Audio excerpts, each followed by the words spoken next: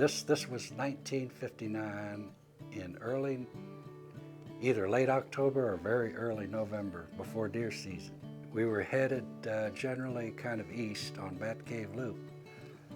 And there was a ranch house on the right, and the rancher was out by the gate with his pickup truck talking to somebody.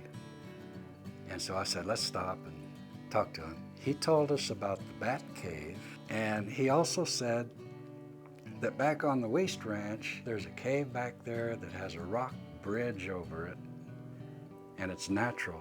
He called it Natural Bridge Cave. Well, deer season was over January 1st, and on the 3rd, we made our first trip out here. As I recall, 6 properties. The 6th property, or the 7th property, was Clara West's place. So we talked to Clara, and she wasn't too sure about letting us go on. She told us that it had been explored before.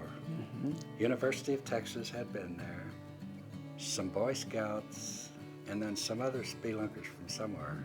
One of them said it was just about 2 rooms in the cave, and then another one said they couldn't go very far, they reached the end, and blah, blah, blah. And there really wasn't much to it. But that isn't what our experience was. We got to the cave and were real impressed. I mean, the natural sinkhole was real impressive. And all of us thought, you know, this has got to be part of a bigger cave. We pushed through the entrance, which is 11 inches high at its low point, into a room which is slanting and curving to the right. We went as far as we could go around to the right, and it pinched off. And then we turned around and came back into the room, and we saw that there was a low crawl out of that first room that led to the second room. When we got in there, we did look up to the right, or to the left rather, and we saw a passage going that way, but most cavers want to go as far down as they can get. So we noticed on the right-hand side of the room there was a slot that went down. So we climbed down into that slot, and it was a low, miserable crawl away, and then another little drop, and then you come to what we call was the keyhole, and it's a very, very tight opening that we crawled through that, got into another small room, and out of that room we had really 3 options, and we looked at one first, and it a little tight crawlway that went back to a real pretty little room that we call a Mayfield room, after Mayfield's cave, which is now Sonora, and very well decorated.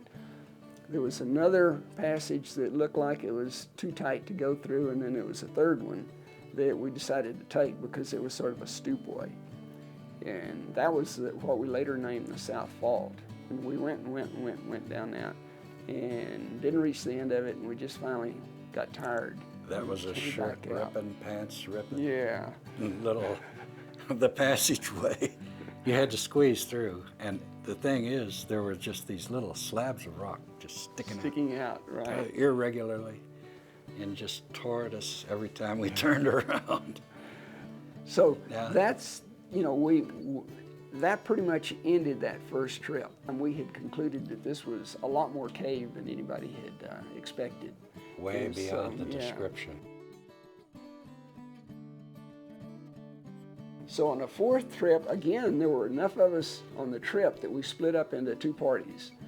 And one party, again, was going to try to reach the end of the South Fault because it just went and went and went. And Preston and I and Al and Joe Cantu, and this was Joe Cantu's, as far as I can recall, his first cave trip. He had just, you know... He was just a starter, Just a starter. And so he was tagging along with us. The first cave he had us. ever been in. Yeah. And Al Brandt was very kind, very level-headed, generous. Yeah. Always lent his old 53 Ford for trips. Yeah, he was the most mature of the group, as far as recognizing when we had reached our limit.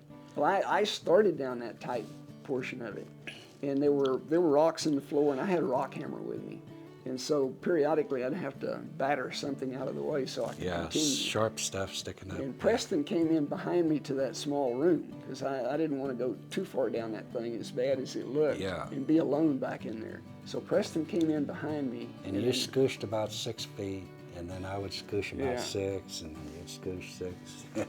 And eventually, you know, I looked up ahead and could see that suddenly there was no rock up ahead of us. It was just a It black started hole. opening, yeah, it started funneling out, which is great. Yeah, and so I crawled on through and got into Pluto's anteroom. And I mean, compared to everything else we had seen, even in Natural Bridge to that point, it was huge.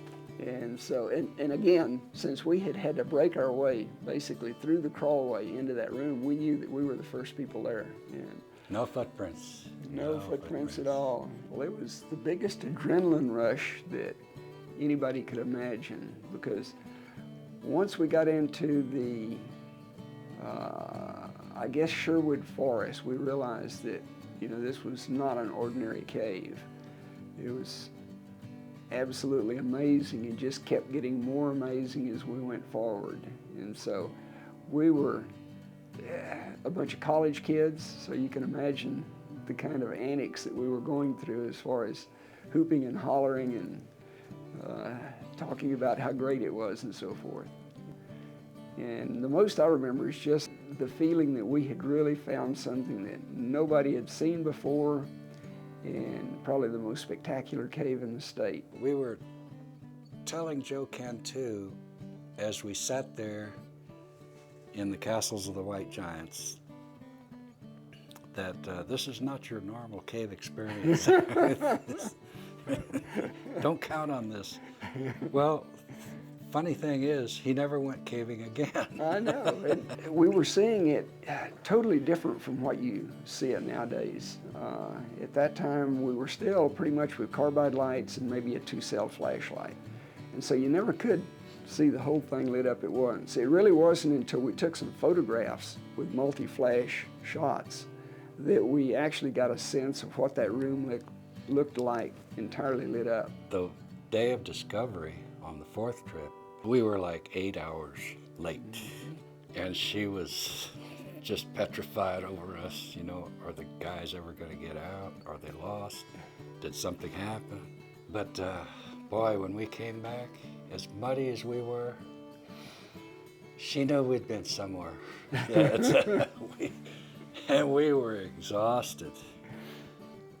But we were just chattering about this cave you have, this magnificent thing. It's as beautiful as Carlsbad. It's not quite as big, but it's more beautiful than Carlsbad. It is. It was a life-changing experience. It was all good. It was all good. Everything that happened was good.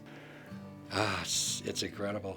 Just seeing the hundreds of people going in, and you know, the knowledge that they're doing it because of what we managed to find. It's just a huge sense of reward.